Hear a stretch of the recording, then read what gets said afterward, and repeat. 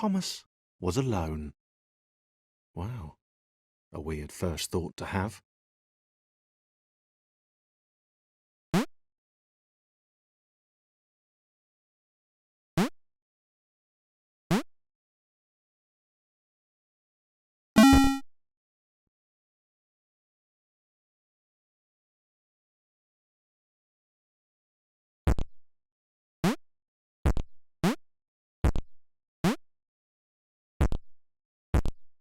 Thomas decided to start listing his observations for posterity. 1. The whole alone thing. 2. Portals. They led somewhere. He'd yet to work out where. 3. Falling. Thomas was absolutely fantastic at falling. He was almost as good at falling as he was at observing.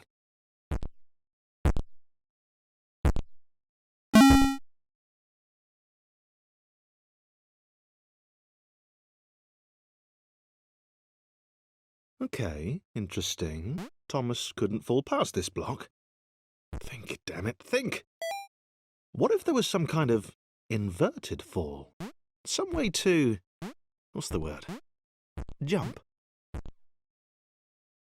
It worked! A big jump.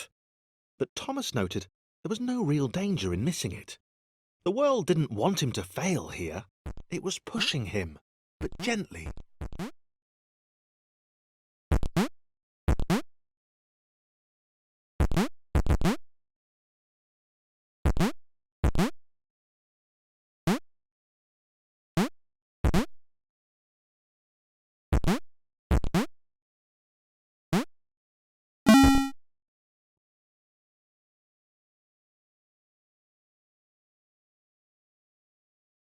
This all seemed a little dangerous. The world was not to be trusted. It was unstable, and it seemed to Thomas that it could let him down at any moment.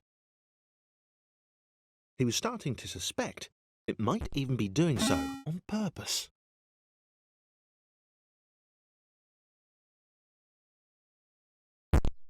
Thomas wondered whether the portals were actually taking him anywhere. He felt like he was making progress, but there wasn't really any way to know. He seemed to be moving predominantly up and to the right, which might, or might not, be important.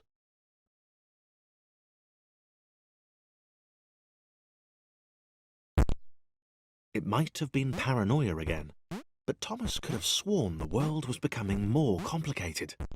It always seemed to be one step ahead of his skills.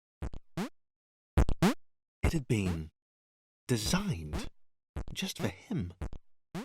He wondered why. Was the world testing him? No. Too obvious.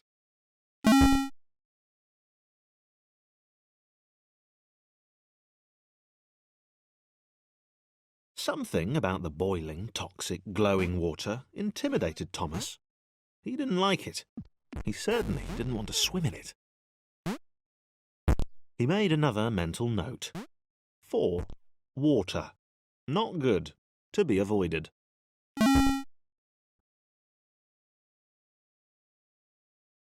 The loneliness was getting to Thomas. No amount of observation or obsessive note-taking could combat that.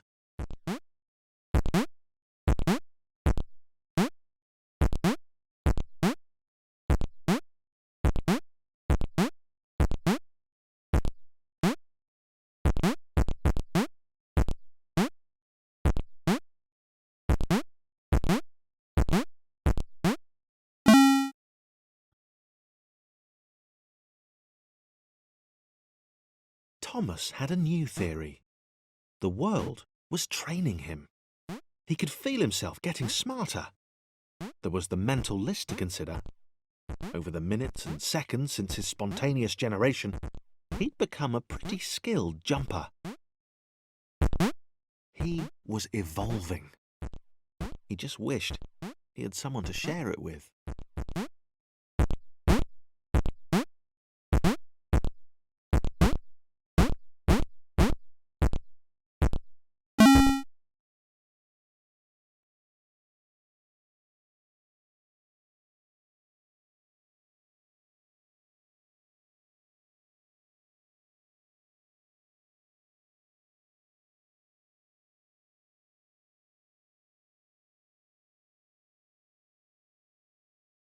Chris took an immediate and deep dislike to the skinny red rectangle. Who the hell did this Thomas think he was?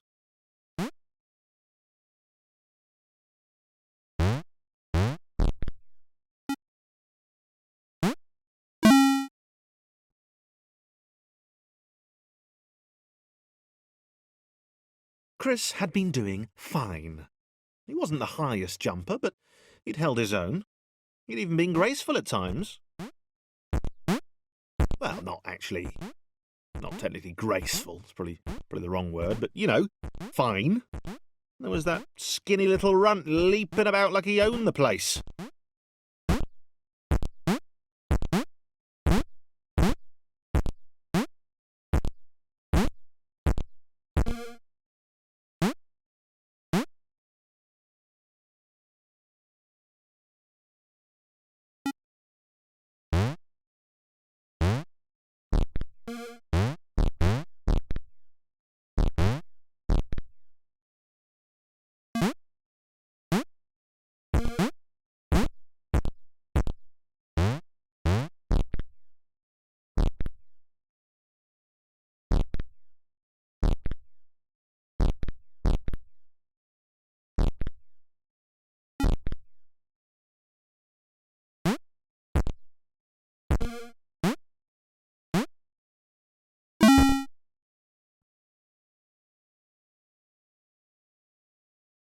OK, this was more like it. A glowy white thing. Only Chris could get to it, which of course made it all the more enticing. What would it do? What new opportunity might this switch open up to him? Great, great. Another chance for Thomas to jump slightly higher than Chris. How fortunate. Seriously, this made the whole switch pressing thing entirely worthwhile.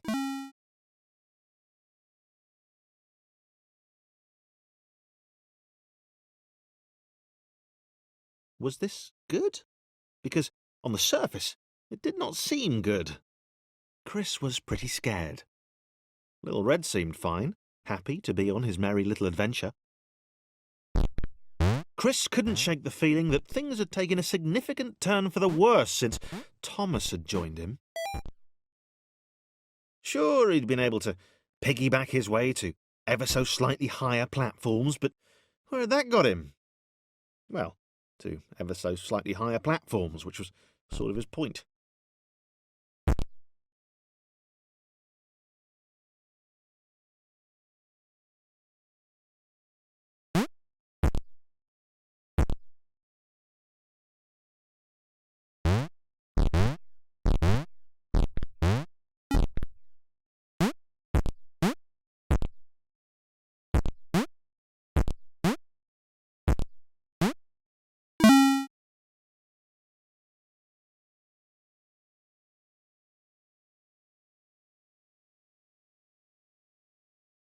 Chris stared at Thomas with pure hatred. He seemed so very happy at their situation. Friends together, a brave fellowship of quadrilaterals on a quest for greatness. That would be fine. But it was all the obvious observation that Thomas was doing which grated. Every time they saw something vaguely new, Chris would hear a satisfied little from the vaulting idiot. He hoped the next portal would split them up, if only for a few levels.